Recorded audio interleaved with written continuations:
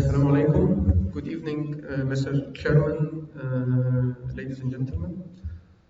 It's my pleasure to present this paper today entitled Venous Mapping of Volar Forearm Veins to Select the Optimum Course of Long Vein Grafts in Replantation of Avulsed Thumb.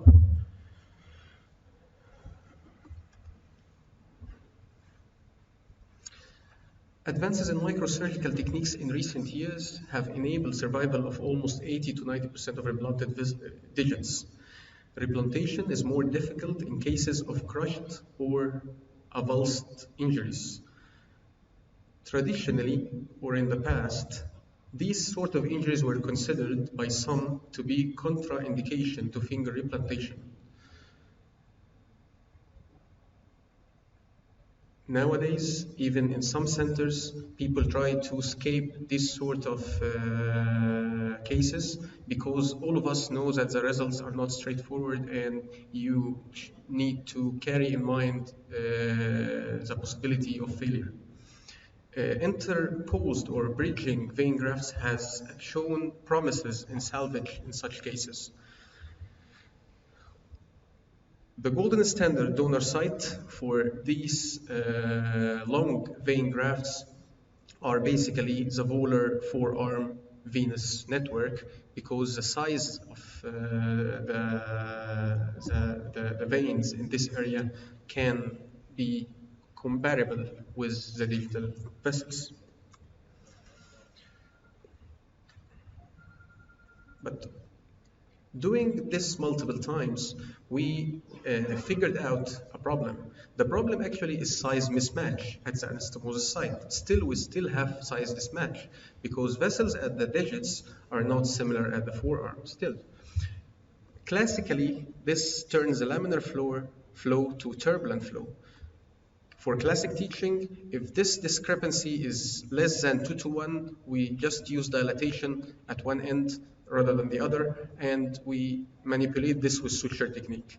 If the discrepancy is between 2:1 to 3:1, we use spatulation or beveling or whatever technique any of us is using. If this is more than this, most probably it will be very difficult, even with spatulation, and we prefer to go for end-to-side anastomosis, which is doable in artery, but not in vein.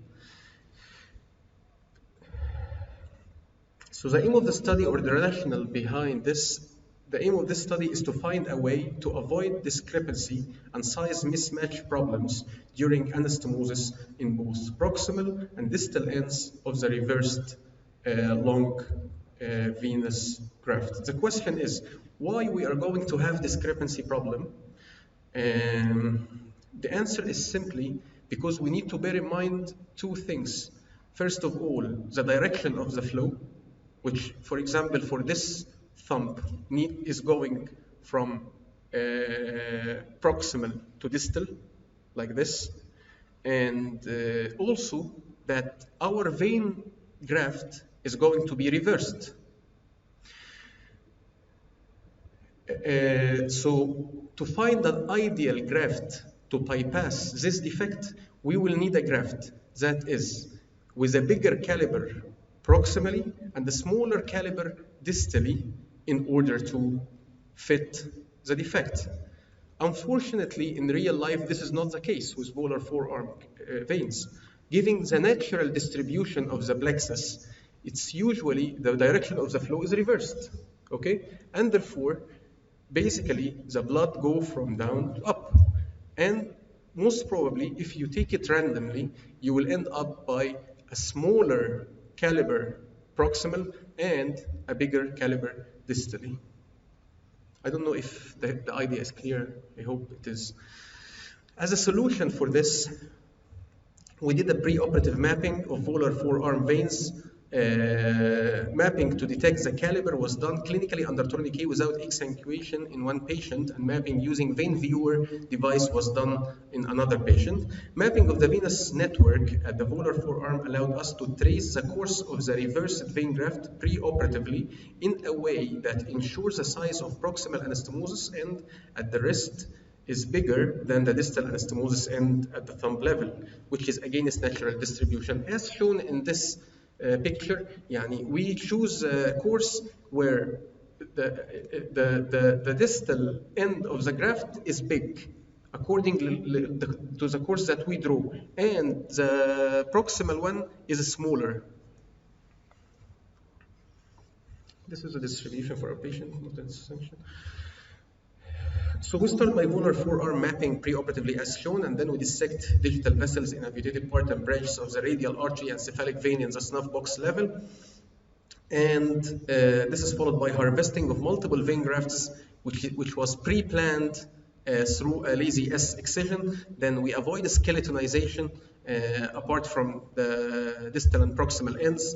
Test the patency, and this is very important from the practical point of view, because we test the patency whether our course is the course that we choose has been going right, because sometimes the valves are not permitting flows in all directions. Sometimes we choose a course which in reality doesn't go smoothly, and therefore it's very important to test this through micro clamps and make sure that this pass gonna fit an appropriate saline flow in order to harvest the graft.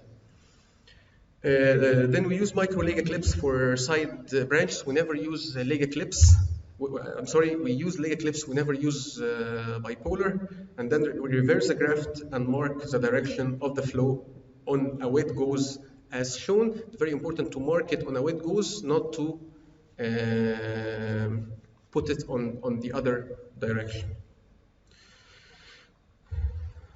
We use this technique adopted in the early 90s, where we start with distal anastomosis between the graft and the volar ulnar digital vessel with a smaller caliber before bone fixation. So we do the distal anastomosis first, and then bone fixation with K-wire, nerve repair, and create subcutaneous tunnel ended with the distal anastomosis in the snuff box. And then testing patency and vascularity, followed by skin closure. Regarding results, all anastomoses were done easily with no or minimal size mismatch. Both thumbs survived completely with almost full functional recovery.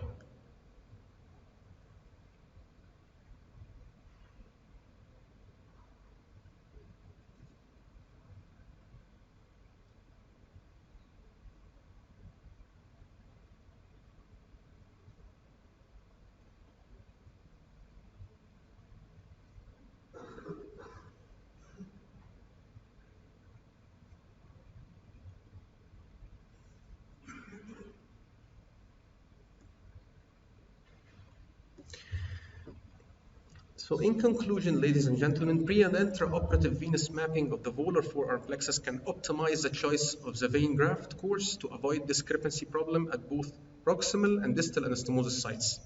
This obviously can make life easier to the surgeon and can optimize the surgical outcome. Thank you for your attention.